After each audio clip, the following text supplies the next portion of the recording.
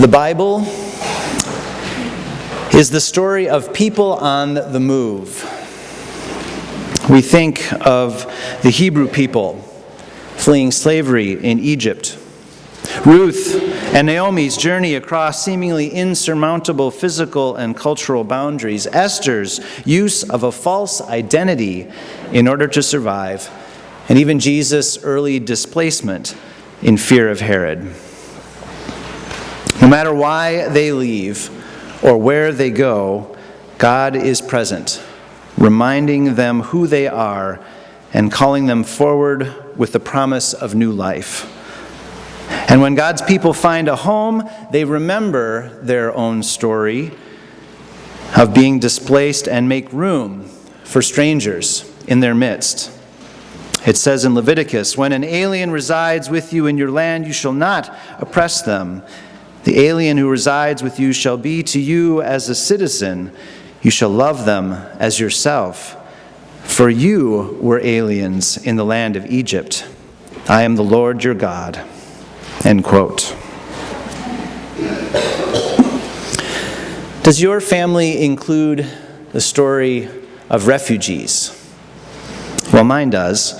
My Jewish great-grandparents escaped the pogroms in Russia by hiding in a hole under the dining room table and then leaving town in a covered wagon. What journeys are part of your family's story? According to the United Nations Commissioner for Refugees, at this moment there are roughly 20 million refugees in the world. A refugee is someone who is forced to leave their home country because they were afraid of being hurt by someone. This could be because of their race or religion, ethnicity, social group, or political beliefs. The largest groups of refugees have come from countries like Syria, Somalia, Sudan, Pakistan, and Myanmar. But leaving home is a last resort. No one wants to leave home. It's what you do when there is no other way. One Somali poet put it this way: "No one leaves home unless home is the mouth of a shark. You only run for the border when you see the whole city running as well, your neighbors running faster than you."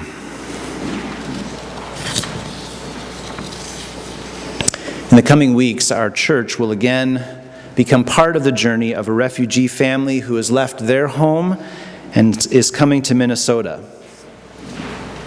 This church has done this before, a couple of times.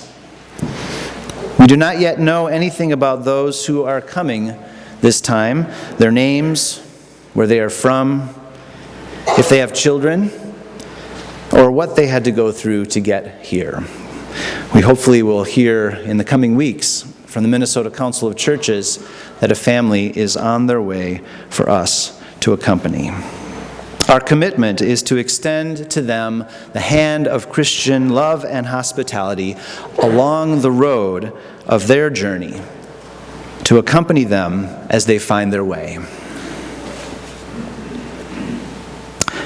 Our scriptural focus today comes from Matthew 25, 34 to 40.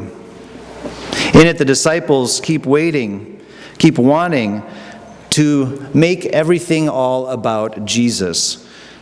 But Jesus redirects them to the needs of the most vulnerable. "Come, you that are blessed by God, inherit the kingdom prepared for you from the foundation of the world. For I was hungry, and you gave me food. I was thirsty, and you gave me something to drink. I was a stranger, and you welcomed me. I was naked, and you gave me clothing. I was sick, and you took care of me. I was in prison, and you visited me."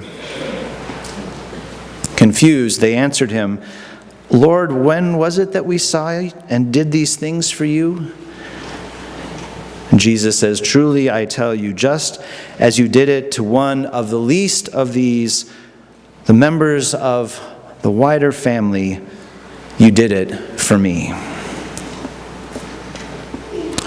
Over and over, the disciples see Jesus disrupting his life to address the needs of those he met. Following Jesus meant disrupting their lives and our lives as well, particularly for those we've allowed to become the least among us. Through sacrificial acts of love and service, we come closer to realizing Christ's vision of justice and peace that is the kingdom of God. Refugees know a lot about disrupting their lives. And so this morning, in order to learn more about their experiences and some of the circumstances they face, we are disrupting our usual patterns here in worship. We've prepared an experience for you all. This experience is designed to take you on a journey parallel to one a refugee might take, leaving home, looking for shelter, crossing the border, and arriving at a refugee camp. Friends and family members have disappeared overnight.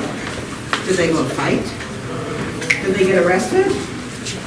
Everyone needs to leave the community now. Your neighbors are urging you to leave with them and travel together so that you provide a level of safety for each other. And there's a shelter across the border. It's about a 12-day walk from here, but you must leave immediately or be left behind. How do you prepare to leave home? You have no car. You'll be walking for days. What can you find? What will you take with you? Write down a list. Make a list. What is it that you want to take with you? And what you're going to leave behind.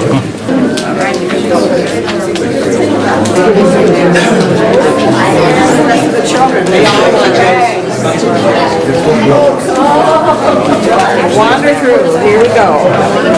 You want a bag. You need to help carry. You will need to help carry. Everyone needs to help carry.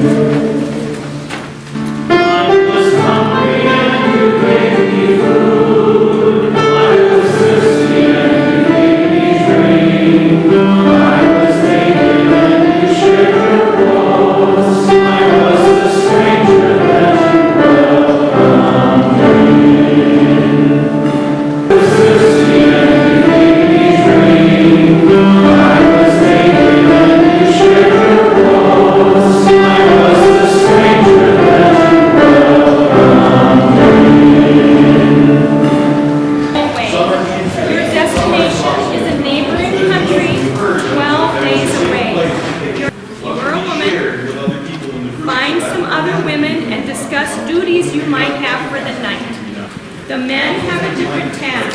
You've discovered you've brought too much with you.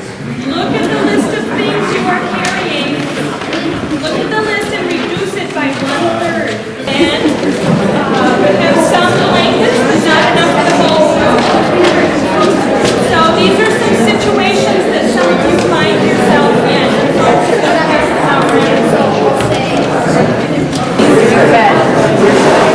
Imagine somebody across the street.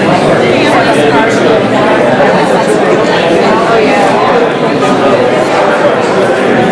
I would send you off.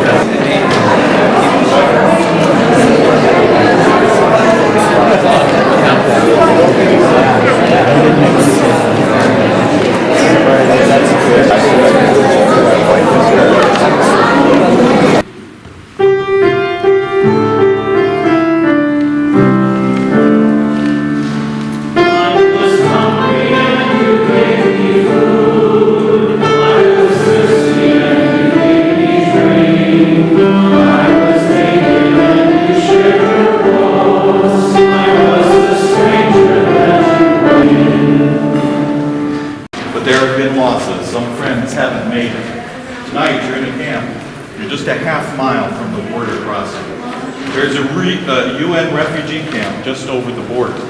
Rumor has it that tomorrow there is a 75% chance that 100 people will cross the border. You are next in line. Most of the 1,000 people in this camp are keeping their place in line that aid workers have set up.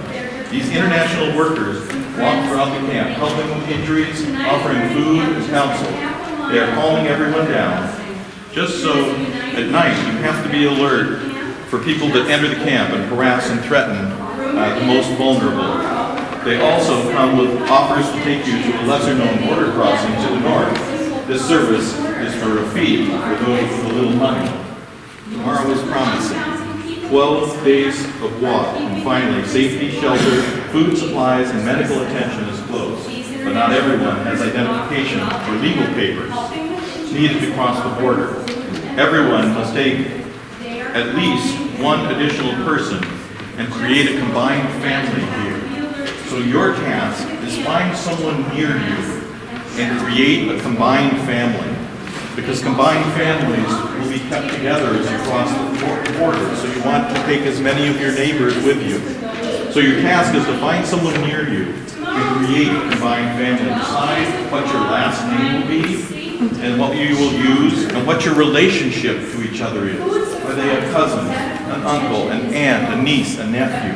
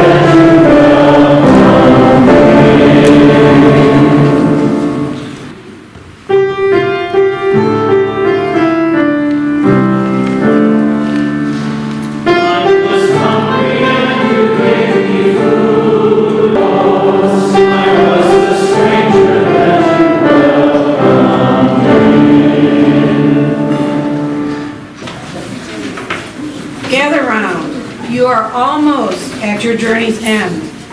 You woke up before dawn and are exhausted, having not slept well last night.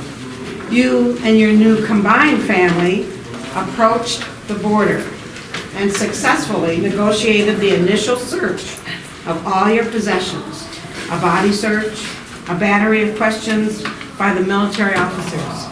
Your paperwork and your stories are sufficient to allow access to the country. Then you went to the nearby refugee camp. Whoosh, woo, woo, whoosh, whoosh, whoosh, whoosh, whoosh, whoosh, whoosh, whoosh, fish, fish, whoosh, whoosh, whoosh,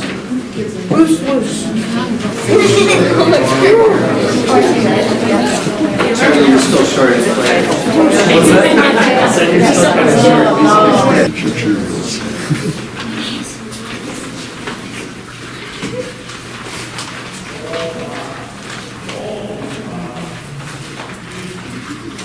While you wait, you feel a sense of relief at having survived the 12-day walk. You can't wait to find out what life in the refugee camp will be like and what will happen next. You don't know it, but displaced persons living in a sanctioned, protected refugee camp like this one will often be there more than 12 years.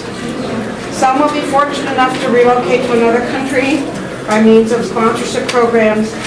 Some will have the opportunity to return to their homeland. Some may die here. You don't know how long you're going to be here, but you begin to consider how you will make this camp feel like home.